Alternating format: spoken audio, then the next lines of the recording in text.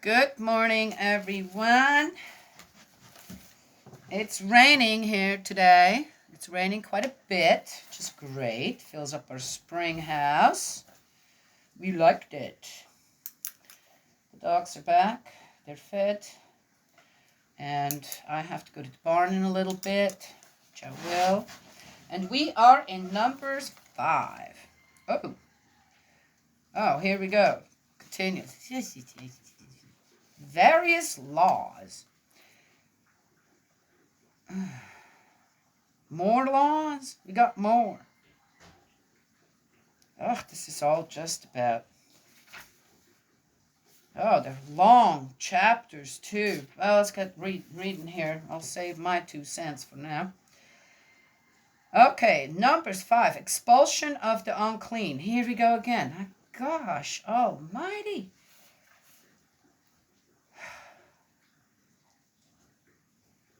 Yahweh spoke to Moses and said, "Order the Israelites to expel from the camp all those suffering from a contagious skin disease or from a discharge, or who have become unclean by touching a corpse. Whether man or woman, you will expel them from the camp, so that they do not pollute their encampments, in the heart of which I dwell." The Israelites did so. They expelled them from the camp. The Israelites did as Yahweh had told Moses. Okay, I guess they're talking about the leopards here. And oh, dear me. Lepers, not leopards. Lepers. Oh, gosh. Ugh.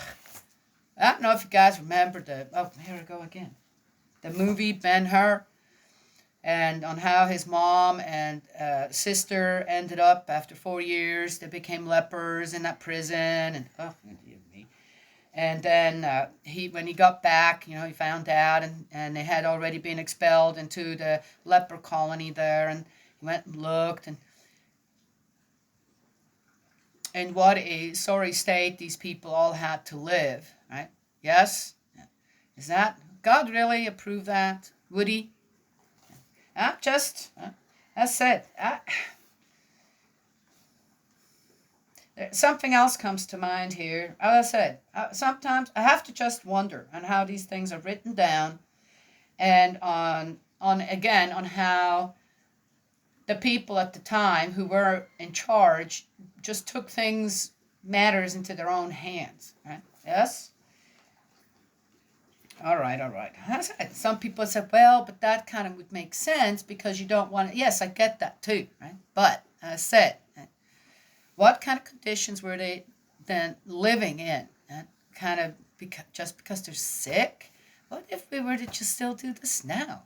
Right? Yes, I mean, come on now. We're not, but we're not. We're more kind today than they were at that time. I can't wrap my head around certain things here.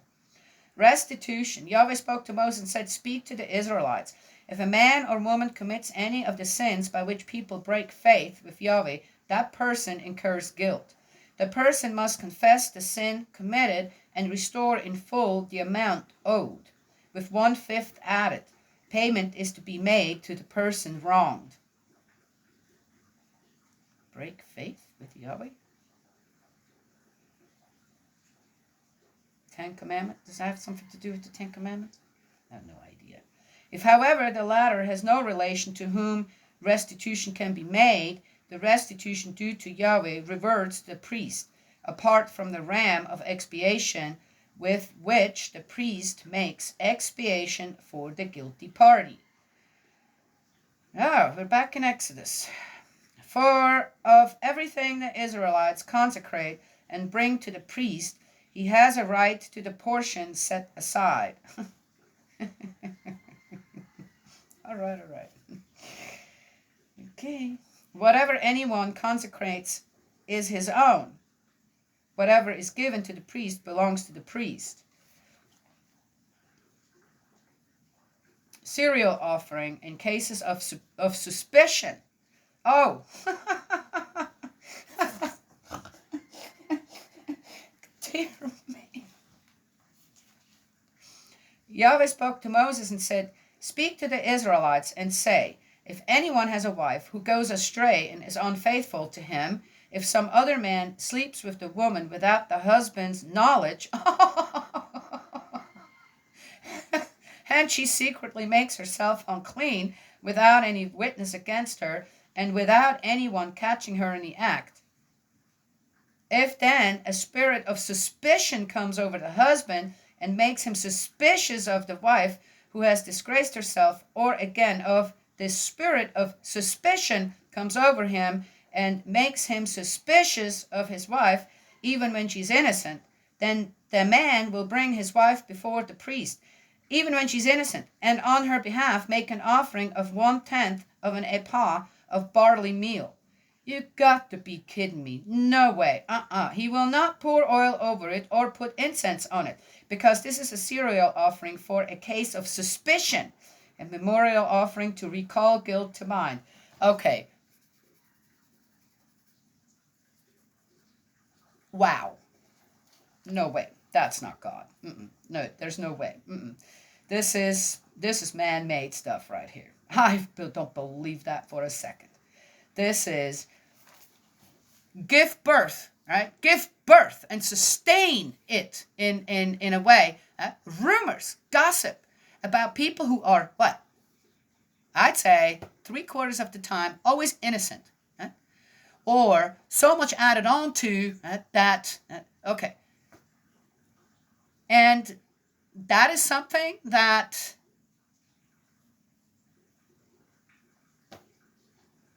okay, no.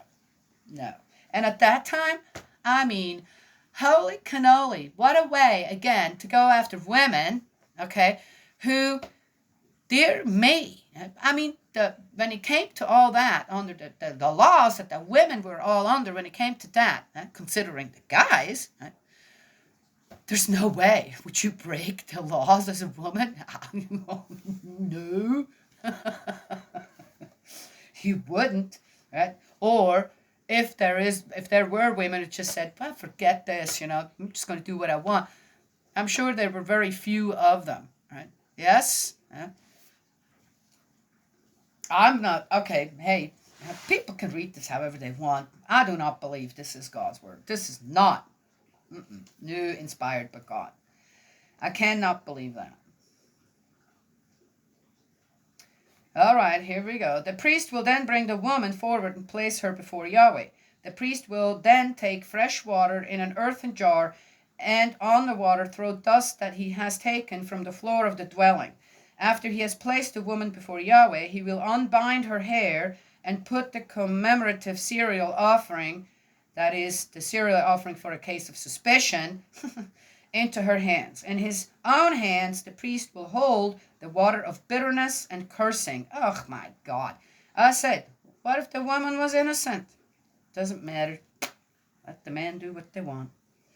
Oh, geez Louise. The priest will then put the woman on oath. He will say to her, if it is not true that a man has slept with you, then you have gone astray, and made yourself unclean while under your husband's authority. May this water of bitterness and cursing do you no harm.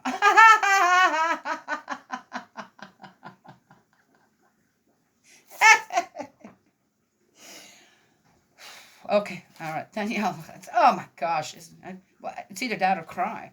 But if it is true that you have gone astray while under your husband's authority, that you have made yourself unclean, and that a man other than your husband has slept with you, here the priest will impose an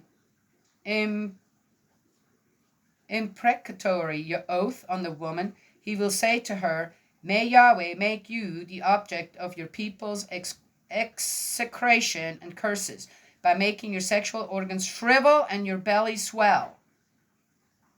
May this water of cursing entering your bowels make your belly swell and your sexual organs shrivel. To which the woman will reply, Amen, Amen. Having written these curses on a scroll and washed them off in the water of bitterness, the priest will make the woman drink the water of bitterness and cursing.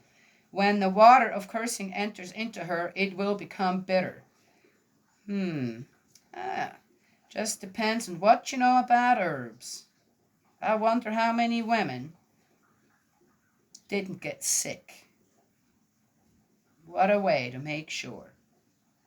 Wow. There's no way. I do not believe this. This does not come from God. Nope, not even at that time. Nope, nope, nope. 100% know this. Maybe I'm not just reading this, okay, let's read the Bible and this. Maybe I'm reading this too.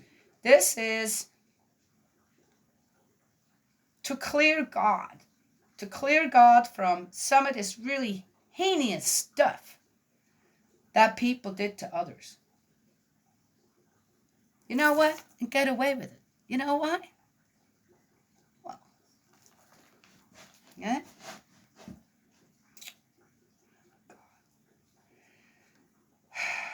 Forgive them, for they do not know what they did. The priest will then take the cereal offering for a case of suspicion from the woman's hands and hold it up before Yahweh with a gesture of offering, and so carry it up to the altar. He will take a handful of it as a memorial and burn it on the altar. After this, he will make the woman drink the water.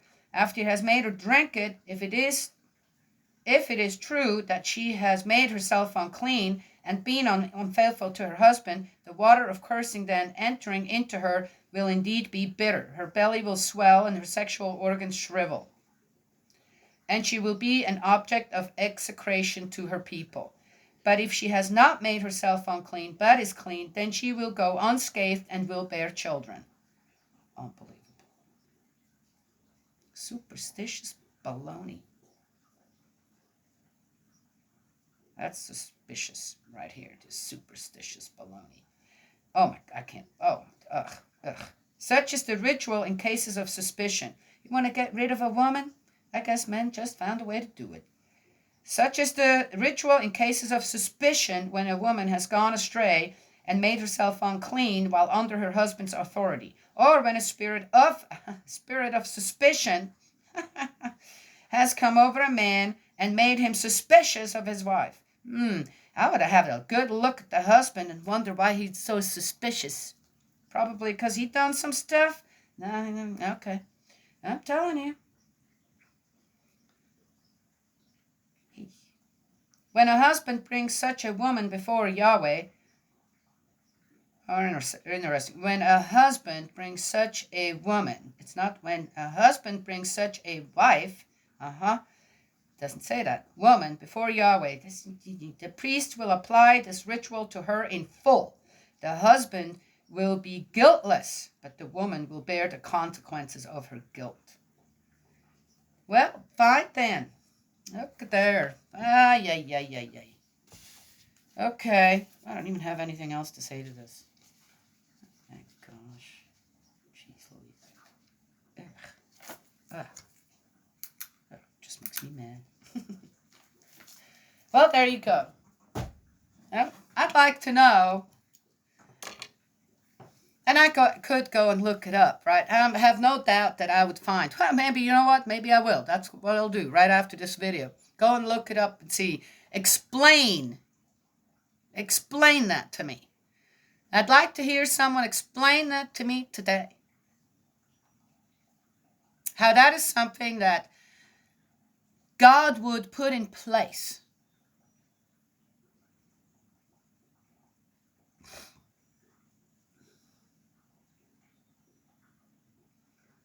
Also, the stories again don't compute. In Exodus, there were all these ways of. I found that again through an Egyptian video, the discharge in a man is a bloody discharge, just as a woman. But in a man, that's an odd one, right? Yes.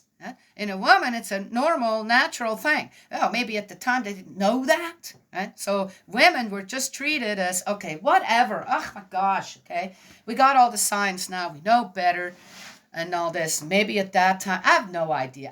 I mean, it's like,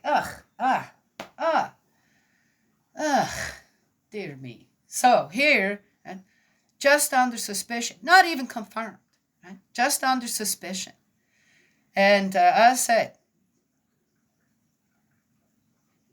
guarantee you that these priests, or they had some people there who knew enough about herbs that, yeah, you can make someone real sick, okay, if they take a certain combination of herbs, this, that, right?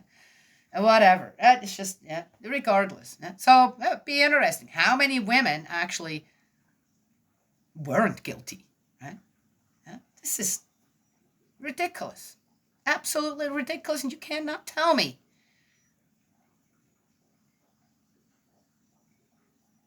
that God actually gave this type of direction to deal with something. You can't. I don't believe it. Oh, so you don't believe in the Bible? You know what? What did I say earlier? Maybe I'm doing this as well, not just to read the Bible and, and oh, it's hunky dory and oh, we understand it all. Maybe it's also to kind of defend the honor of God when it comes to what we actually should believe about God, the relationships that we have with God. And that's kind of a little bit my thing, when I said, but I have a relationship with God. And I cannot see that suddenly now things after thousands of years have changed when it came to that. And that I'm completely confronted with a different God than what it sounds like in the Old Testament, what supposedly on how that all happened. Oh, do I believe that? Yeah. God did bring the Israelites out of Egypt. He did release them from bondage. Okay? He was part of that. But then a lot of on how now the Israelites are trying to establish their community, this and that, a lot of it still comes from the Egyptians. And I think in the Ten Commandments, one thing that God is very clear about, don't do this. 10 items of things not to do. Right? He didn't give Moses, though, any tablets when he gave him all this oral stuff, really, on how to, but they're not written down in stone, like the 10 items, the 10 commandments, right? On what the punishments then are going to be if, right? I think the freedom of will has never been taken away from us, right? Regardless on how many thousands of years earlier or later or in between, even at the time of Jesus, the New Testament, it's always there. It's always there for us to decide. Right? We've got the guidance in 10 simple ways of 10 items to do, not to do. Right? We choose. And then our life, according to how we choose, will tell us, undoubtedly, things do go better. Things are better in order and organized when we follow the 10 Commandments. Done. And interestingly enough, right, we hurt less people. Mm-hmm. Yeah. Well, anywho, so there it is. Defending the honor of God when it comes to certain things that are in the Bible. I have to say, I don't believe that. God wouldn't do that. That's absolutely man-made. Eh? Someone wrote down a good story. Well, I'm not sure why. What's the benefits of all that? When it comes to... Yeah. Okay. Hey, it is what it is, right? Yes. Interestingly enough, that Aaron may have not lost 2 of his sons to something. Was it God who struck them dead just because they lit the fire at the wrong time? I doubt that too. I don't believe that. But something happened there.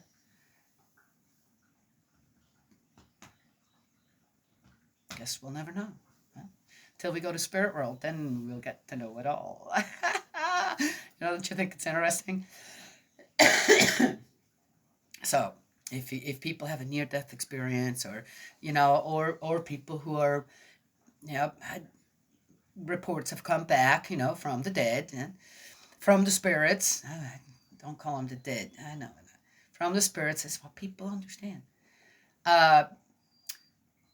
That your life flashes right in front of your eyes, this and that. And I'm thinking, yeah, okay, all right, that's great. But when I go to spirit world, I hope that there's this huge library, right, where I get to go in and see, okay, what was this actually all about? And who put that there? I'd really like to know. Not to go there and accuse someone and say, ha, just to go and see why. Why? Right? Why do people do things?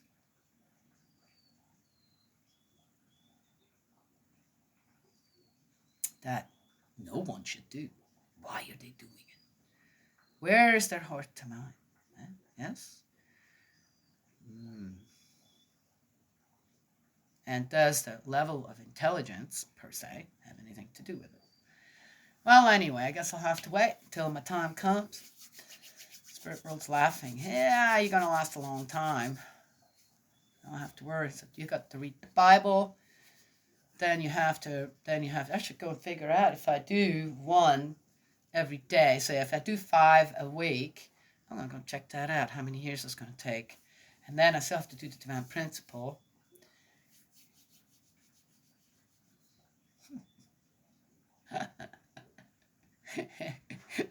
Something else just came to my mind. If you do a condition like this, right, you might live longer.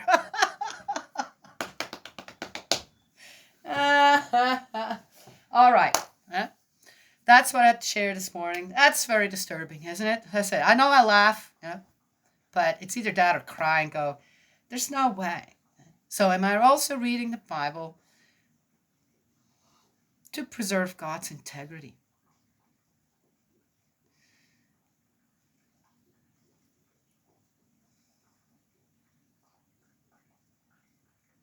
Why would anybody want to believe in such a cruel God?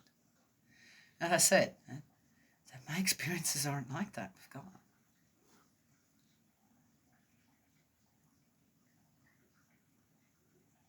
Anyway, so there you go. But I'm going to go and check that out. I'll let you know on the next video what I found. I always I ask, that's the thing. I ask my heavenly parents, I say, hey, can you just guide me in a direction where I get something, some, I know this isn't true, but why is it not true? Where did this come from? Yes? And sure enough, never looked up anything about the Egyptians on YouTube. I did on Google. Okay, they're kind of connected, but that was a long time ago. And here, suddenly, these videos pop up and going, oh, interesting. Well, let's watch one of them. And going, oh, well, that explains a lot. It explains a lot on how the Israelites still practiced many things, implemented many things into their rules of society, living in society, as they were living under with the Egyptians. Well, anyway, so there you go. You all have a nice day. Looks like it stopped raining. The question was, should we let the horses out or leave them in? If it's not raining when I go over to the barn, I'm going to let them out. If it's still raining, I'm going to leave them in.